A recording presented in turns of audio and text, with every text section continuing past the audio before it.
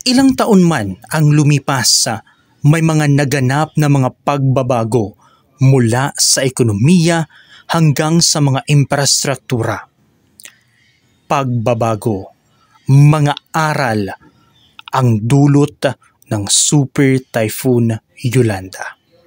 Sa gitna ng unos ng kawalan, kumapit hindi sa mga gamit kung hindi sa Diyos.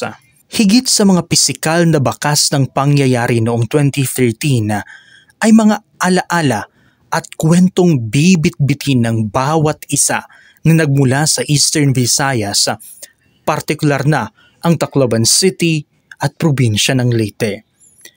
Hindi dapat nating gawing normal na palaging rason ang pagiging resilient ng bawat Pilipino.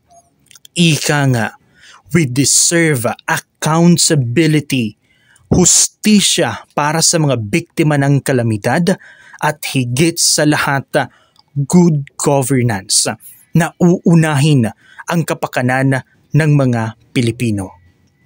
Mag-alay muna tayo ng 1 minutong panalangin para sa ating mga kababayan na nabiktima ng Super Bagyong Yolanda 12 years ago.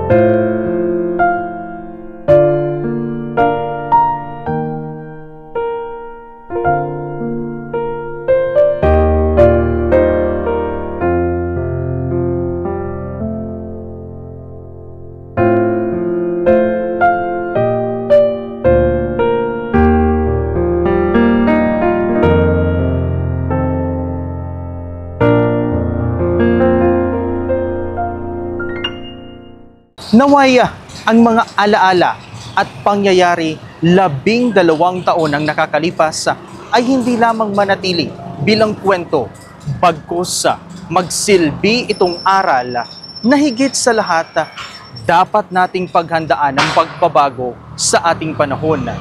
Gamitin ang mga pamamaraan na dapat gawin upang hindi na muling maulit ang nangyari at naway wala nang makaranas sa buong bansa at maging sa buong mundo ang naranasan na hindi lubos na paghandaan. Ngunit hindi lang dapat natatapos sa paghahanda ang dapat nating gawin. Ako si Bombo Max Montesa kasama ang buong puwersa ng Bombo Radyo Tacloban at ito ang Pagdumdum Yolanda 12 Years, a Bombo Radyo Tacloban Special Report.